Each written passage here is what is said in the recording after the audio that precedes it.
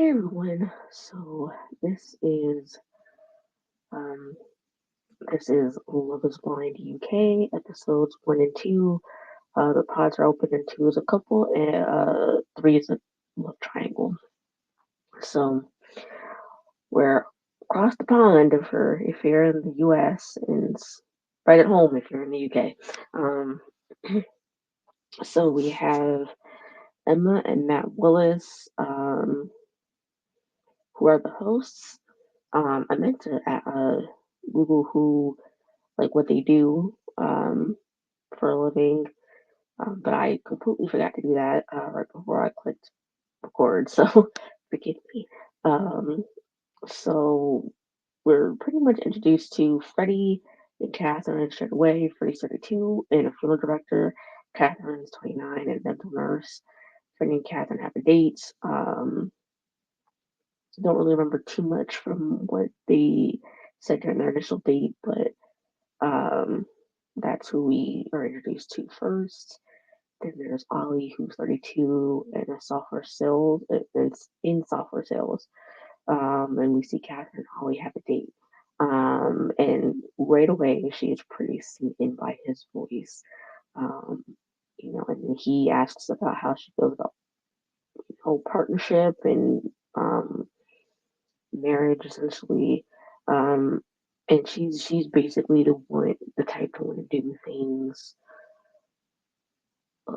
together outside, whether it's um, like I don't even think she mentioned anything specific, but she wants to be out and about and doing activities rather than staying home um, all day.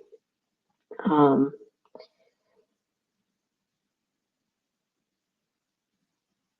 Ollie then has a date with Demi, who is 30, who is a safeguarding and attendance manager. I'm not exactly sure what that means. I've never heard that job title before, but that is what she does. If anybody knows what that means, please feel free to write that down in the comments. Um, they both seem to like the box. They seem to bond over sports pretty much because she talks about arcade basketball, and she's like, I can do. I'm really good at it. I can beat your butt. He's like, well, you never come across me, so you're gonna have to eat your words, essentially. Um, so she asks him how about kids. He says he would like them, but doesn't want to hang all of his dreams on having kids because some people may not be able to have them or even would want them to begin with. Um, I don't know. I don't know how I feel about. Actually, no, I'm going to say that. I'm going to say them. Um, the Ollie, Demi, and Catherine triangle um, for until at the end. 'Cause I kind of have some thoughts um, about them. But anyway, so we get to Sabrina, who's 35, director of marketing and communications and Cheerios. Her grandmother passed away in the past year, and that hit her hard because she was really close to her. I think she said that she even has either a bracelet, necklace, ring, or any combination of the three from her grandma that she still holds on to. So she goes on a date with Steven, who's 37 and a gym owner. And she says that she currently lives in Belfast, Ireland, but she is willing to relocate for her future husband since she currently lives there. And obviously, it seems like most people on the UK version are um, in England specifically, and it seems like a lot of people in or around London. I'm not exactly sure where all the other cities that people listed that they were living in are situated to London, but I assume that it's not that far from London. But what do I know? Because I don't know UK geography that well, other than vague things. Um, Steven reveals that he took it pretty hard when his parents split when he was 16. I think that's, I'm not sure what the uh, exams that he took actually stand, what that stands for. I think he did GESC, but don't quote me on that because I did not write that down. But I'm not sure exactly what that stands for. Um, but that must have been a pretty, tough exam or something because that must have affected his ability to like be able to study for it and all that stuff or something. That's at least that's what I took from it. And they split up. His parents split up after being on and off for so long, or for a long time, and then they seemed to bond over meditating and gratitude journaling. We then see Sam, who's 31, um, product product design manager. He has done things to change his parents, like his nose job and hit the gym.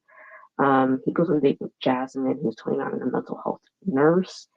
He loves spending quality time with people, um, particularly family like his sister and his nephew. And he says that he's always told that he looks like all he wants are one night stands and doesn't really know why. Um, mm, on one hand, I think I don't believe that, but on the other hand, I don't think I do believe that. Um, if any of you are viewers of Little Bad Book and Anyone, he did a live earlier today um, about episode one, and he sort of talked about him a little bit, and I was thinking because what he talked about in his video a little bit made me think that Sam's always been this like kind of like ugly duckling when he was younger, and that's why he had done gotten like the plastic surgery on himself instead of hitting gym, and then he's you know doesn't necessarily um, know that he comes off as unserious. Um, so it's I don't know. Um, but he does come off as like he doesn't. He's not really that serious. A little bit. Um, but I mean that's just from what I gather. I mean I don't know how much of that is him not really knowing his worth in relationships or but that's what it comes off to me. Like he doesn't know his worth, and because he never really seemed to get much attention from girls or women while growing up, and now he does, and he doesn't really believe it, and I don't know. Anyway, so um, Sam then had a date with Nicole, who's 29 and head of brands and marketing. She feels like he's saying all the right things, so she's kind of a little skeptical. She reveals she's been married before. I don't remember her saying when exactly she had gotten married. Um, I would assume, based off of the two men that she's been entertaining, that she was married when she was fairly young, and I want to say straight out of high school. Um, I it doesn't seem like she would have gotten married all that long before the show and then gotten divorced pretty quickly after that. Maybe she could have, but I personally I think she got married when she was like 18, 19 years old. Um, and she was in it for a little while, a couple years, and then, realized either one or both of them realized that they didn't really need to be in that type of relationship. Um, but, you know, um, she then goes on a date with Benet, who's 33 and a structural landscaper, supposedly, because um, he he says that his family was in Germany. I think it sounds like he kind of spent some part of his life while growing up there, whether it's summers, whether he was born and raised there for um, a handful of years, and then went back and forth after he moved to the UK. I don't know, but he hasn't lived there many years, and technically, he says, is homeless. Um, and so he said something about house sitting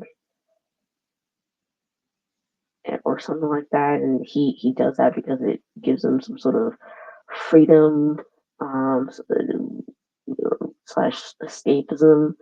Um, and I first thing I thought of was Steve Moy and Matt Gwynn, both from Married at First Sight, and different seasons, but Married at First Sight.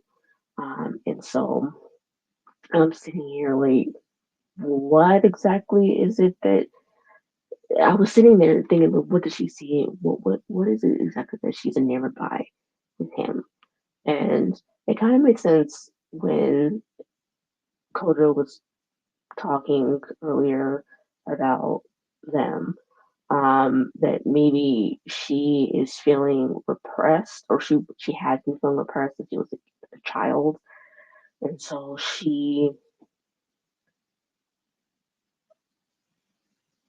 felt um, she feels, you know, some sort of longing for some type of adventure. Um, and so she feels like maybe he can provide that for her, um, which I can see. Okay, you know, I can see that and agree with him on that. Um, so, uh, Steven and Sabrina then have a date, talk about children. She says that she is not necessarily in a rush to have them. She will be okay if she has them, but is also feeling that she will be okay without having them too, because she wants to make sure that she and her partner um, create a solid foundation first.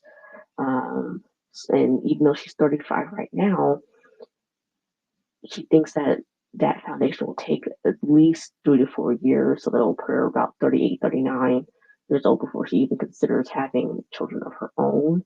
Um, and so she's also thinking that at that point in her life, she might not even be able to conceive naturally. Um,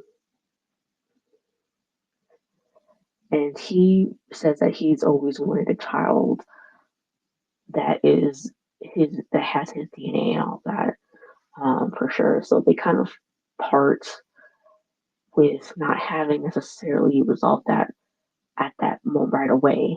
Um, so we move on to Jasmine again, who said that in her last relationship, she found out that the man she was dating was expecting a child with another woman, while he was telling her that he wanted to do, X, Y, and Z things with her.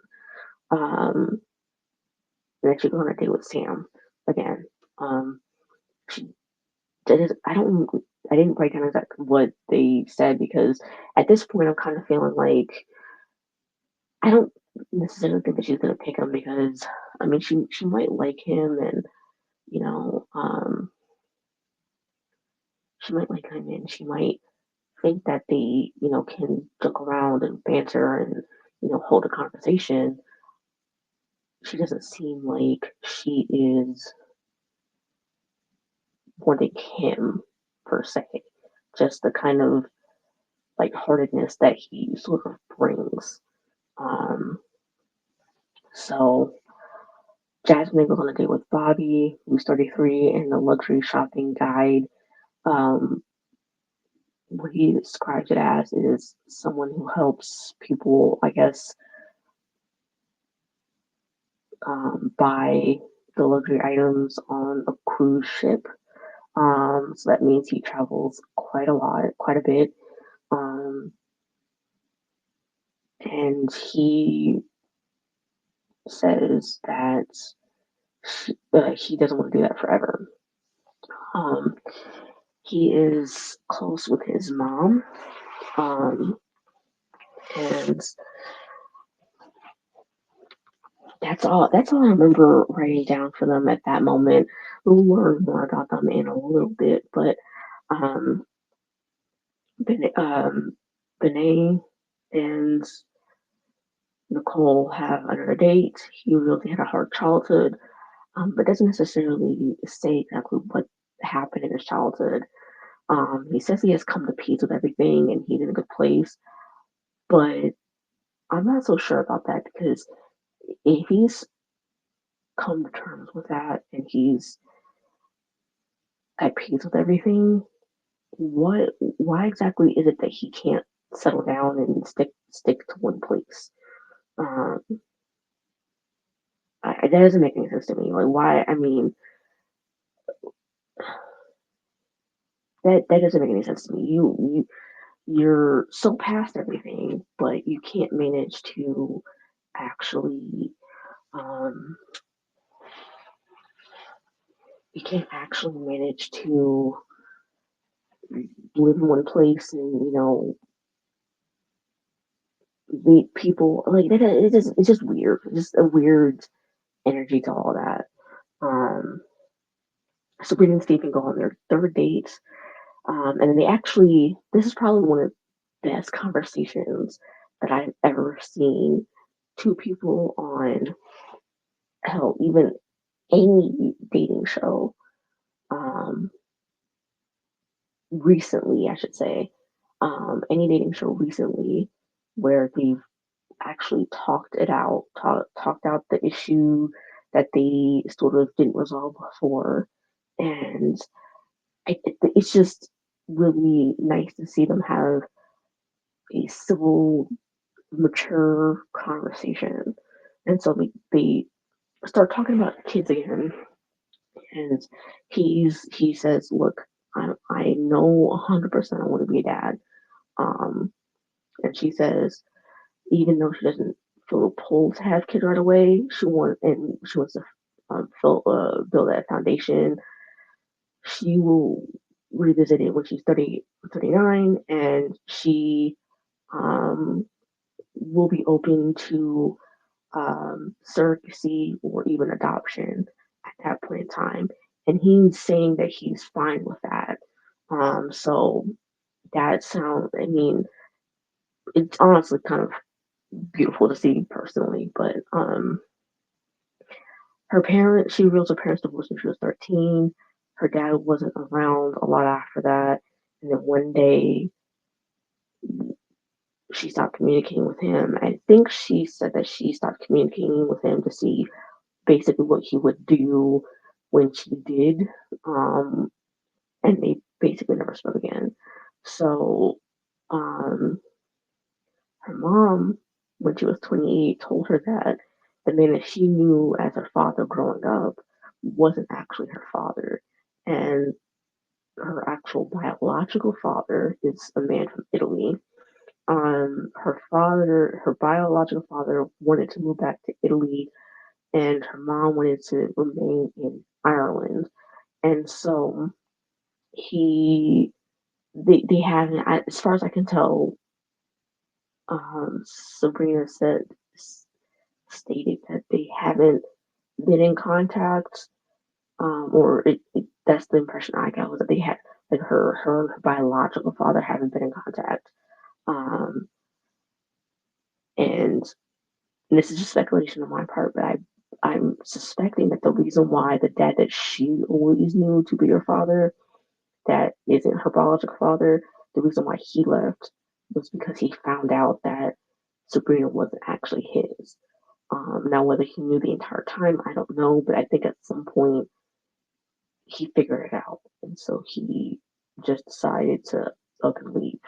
Um, Steven reveals that in um, a past relationship with a long-term girlfriend, she had been sick on and off for a couple months, and then finally they had gone to get a consultation, and in that consultation, she was diagnosed with a tumor, and so she got started to get treatment for it, and then um, after about 8 months of receiving treatment, she said she couldn't focus on a relationship any longer, and could only focus on herself. And obviously that changes outlook on how he approached things after the fact. So Catherine then says that she's feeling stuck between Ollie and Freddie. She feels like she can relate on the people with Freddie, but with Ollie, she feels something is there. And so I was thinking, I kind of put in parentheses, like, is it a physical connection that they feel, or what? Um, Ollie then says he's torn between Catherine and Demi. He gets a sexy, seductive vibe from Catherine, and with Demi, he has a different connection. Um, but he doesn't necessarily state what type of connection that is, and that's confusing to me because I don't necessarily think that he has a deep connection with Catherine, but I think he has sort of a homey vibe with Demi. So I'm not sure exactly where would he pick either one, and if he would pick whichever one, I don't know necessarily if it would last that long either. So I mean, because I don't really see it for either one of them.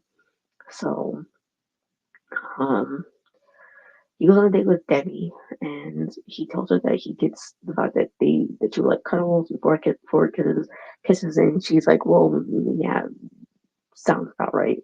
Um, Demi says that she knows where her heart is, which is there with him, but doesn't want to be open and vulnerable, pretty much.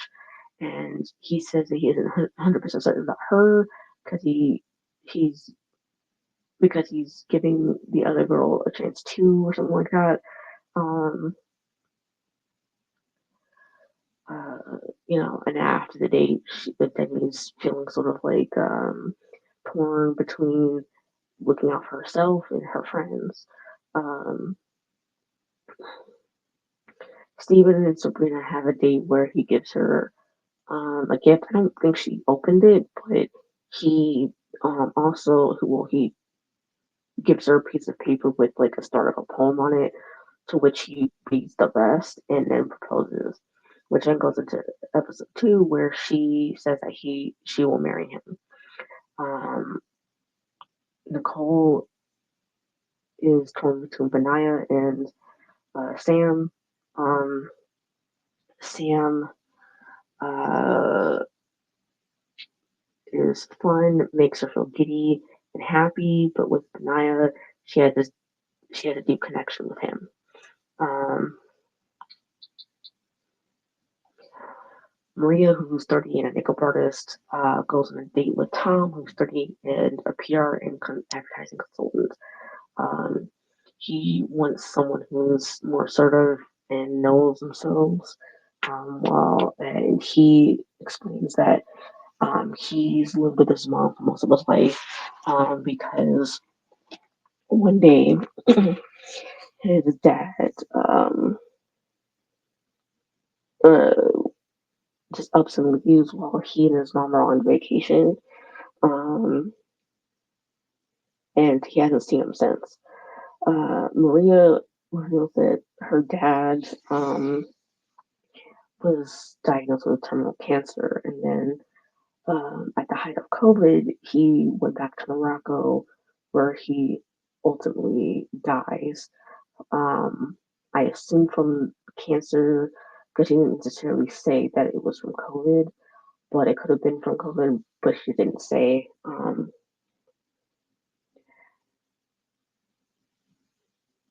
Tom then has a date with Natalie, who's 32 and a careers coordinator, which she states is just helping teenagers figure out um, excuse me, what they want to do career wise, I guess, in the near future. Um,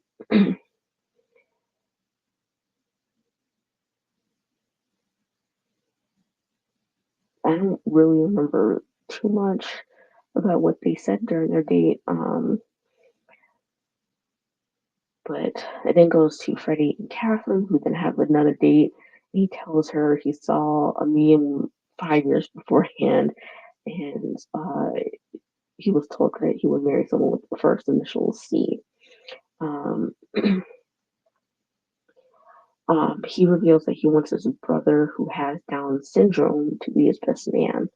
Um, Catherine reveals that she is adopted, and at first, while growing up, it didn't seem to bother her. But as time went on, she started to look in the mirror and started to compare her features, I guess, to between her and her family members. Um, and she is transparent by saying that um, there is another connection besides him, but feels um, better when she confronted pods with him. Um, Catherine then goes on a date with Ollie next, where she doesn't seem to go too deep with Ollie, but mm, does go deep with Freddie. I did notice that. Um, and honestly, I would have been surprised if she picked him. Um, and he's wondering if there's just only lust between the two of them or something more. Um, and he's explaining to her, well, I wouldn't be mad if there were some other connections, that you wanted to explore. Um, After their date, Catherine's upset because she feels like he put her in a box because she told him about how she went to a certain club for her birthday, and um, or I think it may have been a bar, but I don't know for sure. But Ollie then is voicing his own concerns because he feels like in his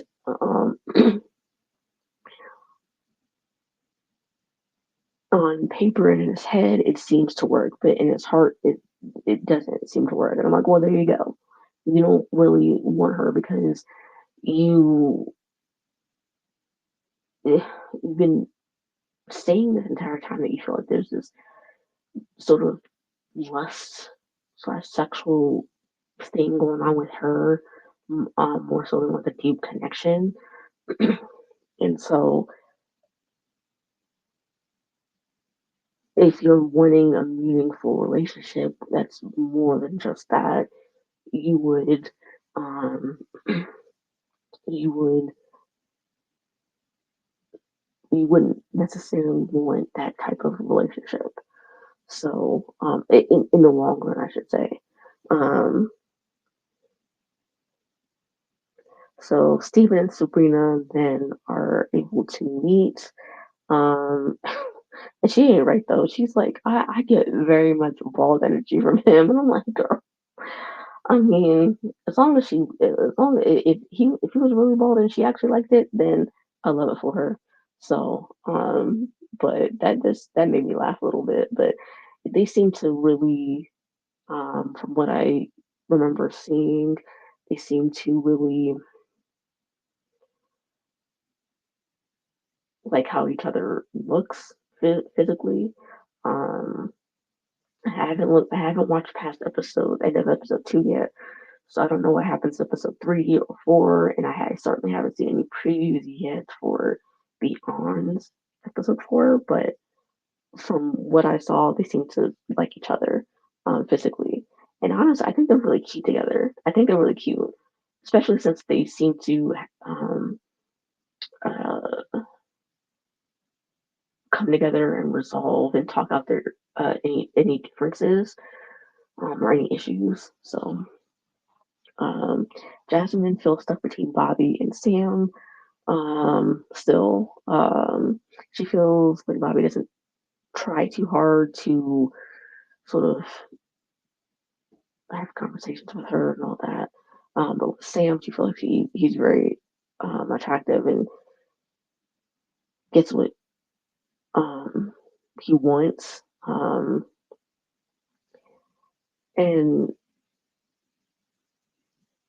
she feels like he is only telling her what she wants to hear, but she tells him on a date. And he's like, well, what do you want me to do? Um, um, yeah, I don't know if I should just give up or what. And she's, she doesn't want anything surface level, which, you know, I'm glad she's realizing that um, she's at least voicing her concerns and she's trying to let him, you know, do more, instead of just hoping that it just gets better. Um, and then here Natasha saying that she has lost weight, and now that she has, she feels like men just see her as a skinny blonde who they check out to have surface level conversations with or surface level relationships with. Um,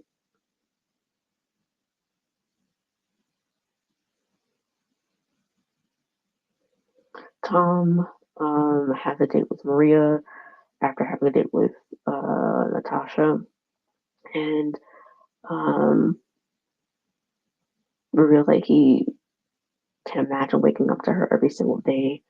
Um, he thinks Maria brings his humorous side out, in him, um, and that's um, while with Tom or with Natasha.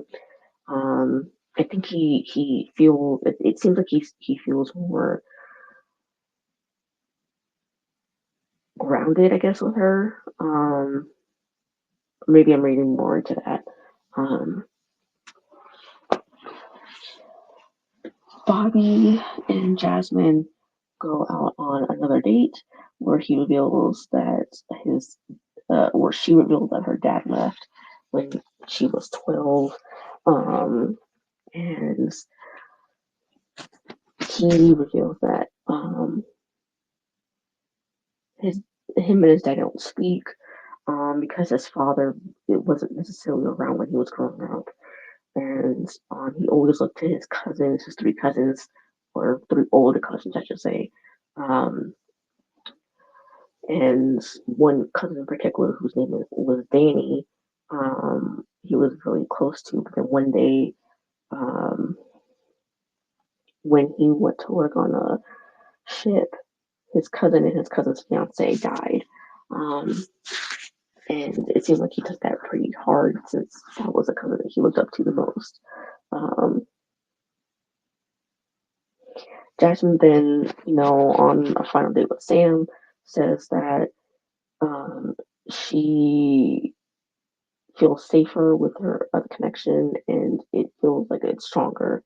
Um, he, kind of storms out after the fact, and um, he says it's all off the um,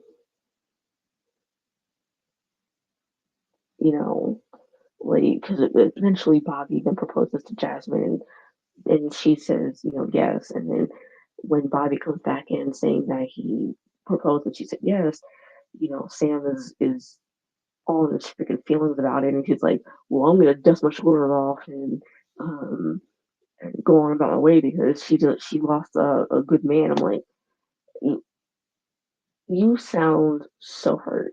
Like, there has to be some girl in his childhood, whether it's like somewhere between the ages of like 12 and 16, that broke his little heart because the way I mean, he didn't say anything mean and nasty, but his energy was mean and nasty. And I'm like, what exactly, like, I mean, you really weren't giving her any depth to your conversations. So when she finds someone who is giving her that depth and that, feeling of safety, you want to be salty about it. So yeah, no. Um,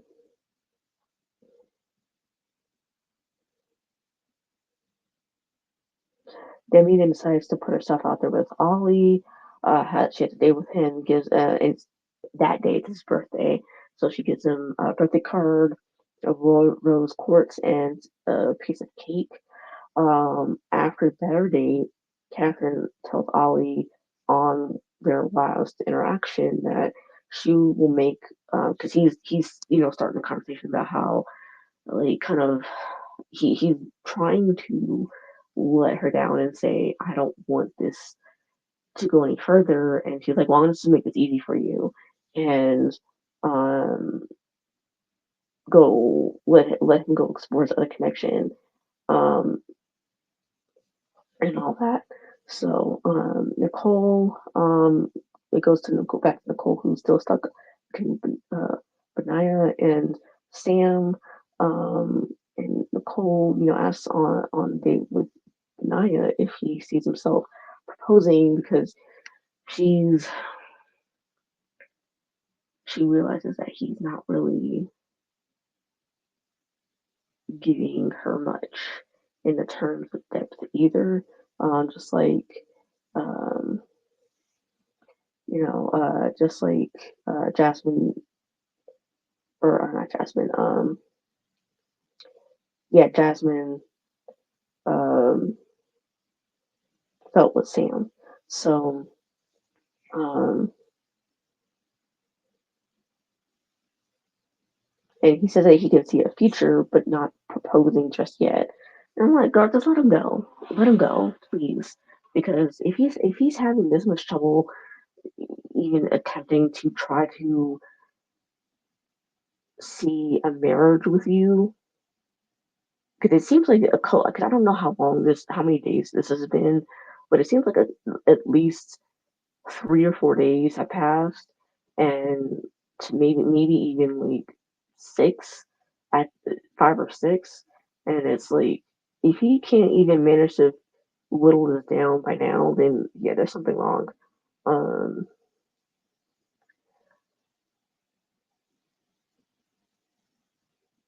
she, then starts feeling like it's like pulling teeth with Benaya. It supposedly feels effortless with Sam.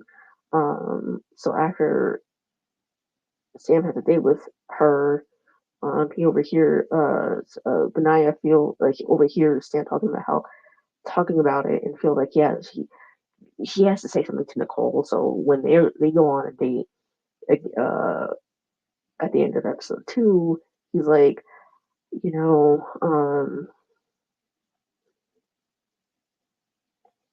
I don't want this to come off as like I'm trying to sabotage, but I feel like Sam isn't here for the right reasons. So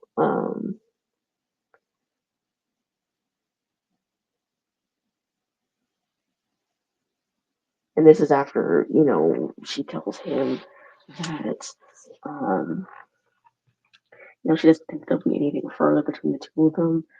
Um, and that's the end of episode 2. Now, as far as Sam, Benaya, and Um, Nicole go. Um, Nicole needs to let go of both of them because neither one really is it. Because Benaiah, he's out here, you know, being a grown up Peter Pan, and clearly still has issues with his childhood. What the childhood is, what the happened in his childhood is up for debate because we don't know. But um, yeah, he is. Um, he just yeah, it's no, it's no. And Sam, he wanted Jasmine. He really wanted Jasmine, but because he had two connections, he had one with Nicole and he had one with Jasmine. But he really wanted Jasmine, and when she kicked him to the curb, he was. It seems like he was essentially forced to be with Nicole, because he is really not all that serious either. Because he doesn't give deep connection either. So I'm like, she needs to let him go. I don't know what in the world she saw in her childhood, but these two are not it. She needs to go to a therapist or someone to help her through these issues because neither one are really all that worth it. Um, Now I feel the same way, kind of. In a, well, I should say similarly with Ollie, Catherine, and um, Demi. I don't think he really wants either one. Um, he doesn't need to be with Demi because he doesn't like her like that. I think that she is really just doing a disservice to herself because she's really coming off as a friend type of person rather than you know someone who is friend and lover. Um, and then he doesn't really want Catherine either because I get the feeling that he just wants, like, he has a sexual attraction to her, but beyond having sex with her like once or a handful of times, I don't know if that's really going to last too long. So yeah, I don't really think that he wants her long term either. Um, and since Catherine took herself out of the running, I think he's just gonna settle for Demi eventually, and then he's gonna propose to her. But I don't, I don't even know if they're gonna make it past the honeymoon vacation that they go on if they get to that point. Um, I don't think they're gonna make it past that. And if they do, like, I get the feeling that they're gonna go the Jarrett and Ayana route because I get that feeling. It's more of a Jarrett and Ayana sort of feeling that it like if they manage to get married and if they manage to, you know, make it a couple months, a year, whatever, eventually one of them is gonna start the divorce process. So yeah, it's not really looking that good for Demi and Ollie either. Um, yeah, I'm not seeing it for them. But I, out of the two couples that we have a proposal for already, I think they're really good for each other. They seem to really connect and actually have meaningful conversations. Um, so I'm looking forward to at least watching them and um, seeing what goes on and transpires with them. Um, Everyone else can just kind of go, to be quite honest. But I mean, we're still here, so we'll see what happens with the rest of them. But in the meantime, I will see you guys in the next video. And don't forget to like, share, and subscribe.